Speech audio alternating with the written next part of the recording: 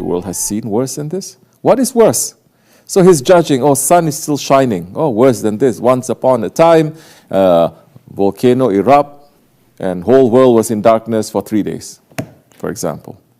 Oh, this is worse than this. So you're judging just by this. You're not judging with the standards of Allah and the standards of His Prophet ﷺ. What we are saying, that the world has never entered into such a worse situation than this. Physically, let's put that aside also, because even unbelievers are going to take issue with that. They say, no, this world is going towards a cliff. Physically, we poison everything. If we don't stop, there's not too much time. We're going to destroy the whole planet. Kafirs are saying this, no? Put that aside, physical. The meaning that this world has never seen such a disaster as it did before. It is not about the physicality of things. It is about what? About what? Huh? Huh? You are choosing very nice university words. Disorder and condition. Disobedience. The world has never seen such a disobedience to Allah subhanahu wa ta'ala before. That's why this is called second jahilya. The world has never seen such disobedience. Not too long ago, Christians were still following their religion. The Jews were still following their religion. Unbelievers were still following their religion. Like this or like that, they're still believing what is right and what is wrong. They're still believing in heavenly messengers. They're still believing in heavenly books.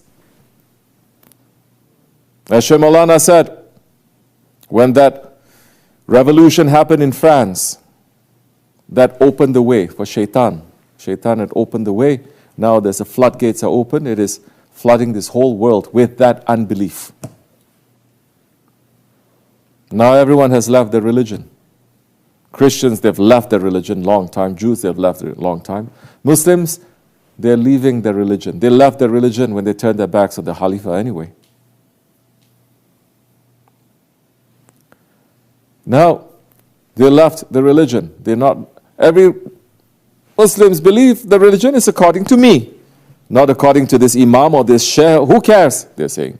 It's according to me. What I think I can read, I can write, right? So I can decide for myself. Why have to have someone to follow me? He doesn't even speak Arabic. He doesn't even know so much.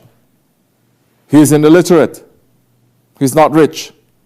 So many conditions they set 1400 years ago is still the same.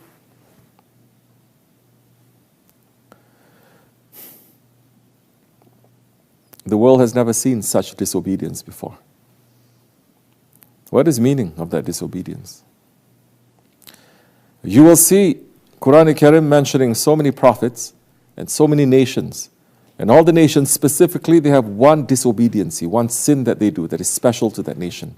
That because of that, it wipes out the whole nation. For some, it is from the nation of the Qawmi Lut, from the Prophet Lut alayhi salam. The deviancy that his nation was practicing, was believing. Tell me now, this is not taken over the whole world, left and right. That any opportunity to show your face, they have to promote that too. Tell me that the Muslims are also not following hard on this. Don't look open, they're saying this and that. Behind closed doors, we know and understand what's going on. One nation, the disobedience of that nation is they had unfair trade practices. They meddled with the weights. Just meddling with weight. One piece of metal, long time ago, to weigh, it says, for example, 1 kilogram. But they meddle, it says 1 kilogram, but it's actually more or lighter according to how they want to play the game. Because of that, Allah punished them. The whole nation finished. But all these disobediences of all these nations now, in these days, especially in the last 10 years, 10 years, it's overtaken everywhere so rapidly. Yes, it started 100 years ago.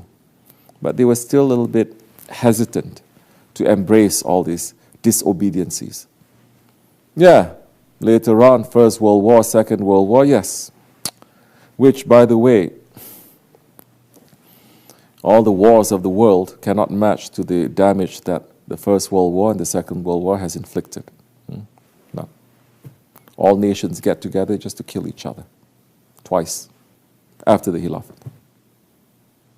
And that wars did not stop. It continued up till today. Wars are still being fought. Just because you're not experiencing war don't mean that the rest of the world is not. It is. The tyranny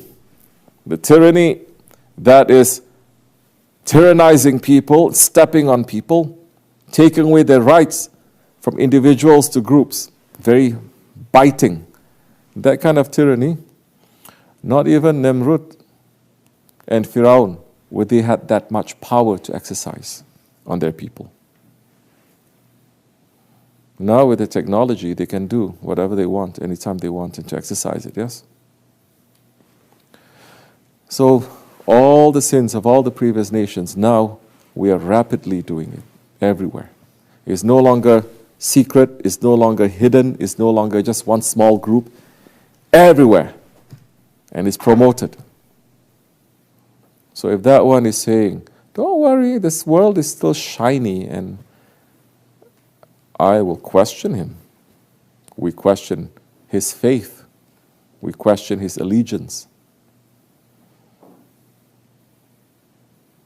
Maybe he doesn't have the work, maybe, that is not given to him. But what? You don't have to have a special work to say this. You don't have to be a fireman to say this house is on fire. You can see, you can feel, you know. So, you are free. You want to listen to whomever you want these days. People are speaking. We are not free. I'm not free. If it's up to me, I wouldn't speak. We are not free because we took that oath, and now we have to run the work of our Shaykh, the work of our Grand Shaykh, the work of 40 Grand Shaykhs and their followers. We are nothing. We cannot do nothing. We cannot offer any prayers or any zikr or anything to Allah except for our own sins. That's what we can offer. We understand that. But this is the work that we have to do, and we must continue. Those who like, follow. Those who don't like, you are free. Very big danger.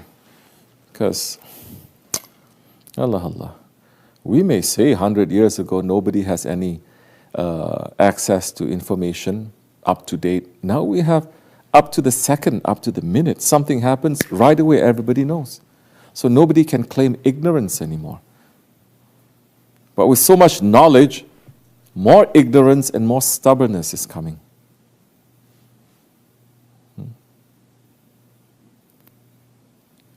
I believe that it was Hazrat Ali who said, it is not sin that is veiling man from Allah. It is arrogance. It is arrogance. With that, stubbornness, those qualities, it is not sin. Because Allah is saying, I will forgive you. What is making a man to push back, to resist that forgiveness, the rahmat of Allah? It is his arrogance, just like shaitan. So the world now is not in need of more ilm. It is in need of more irshad. It is in need of more guidance. It is in need of more spirituality to understand why we're doing it. What are we doing and why? When we say things like that, people are square heads, and they say, oh, you see, they don't want anyone to learn. You learn. But we're saying now, the emphasis now, it is wrong. The emphasis has to be that spirituality, in order to remove that veil away from us. So if it is not sin that veils us, you may say it is not good works, ibadat, that brings us closer to Allah. If it is arrogance that veils us from Allah, then the opposite of arrogance makes us close to Allah SWT. Because a man can worship, and he can worship with arrogance too, no? He can pray, he can fast, he can go to Hajj, he can do all of that with the wrong intentions, with arrogance, with stubbornness, with envy. Those things are not going to make him to come close to Allah. But it is that humility. Or, before we reach to humility, there's another whole ocean. When he tries to remove that arrogance, understanding what it is, then that time we come closer to Allah. For us, Sheykh Efendi is teaching us how to examine ourselves, our actions, our intentions. He tells us to examine, to look, to understand, to accept those teachings, to have sohbat, to talk, to question, to engage. All those things can only happen in a Jamaat. By yourself, you are locked in your own echo chamber with your own shaitan and your own ego. On and on and on, you learn nothing. But here with a Jamaat, then you can get pushed, pulled, the training, everything happens, and we're not left alone. We have his guidance. So, like that we may learn, inshallah Rahman.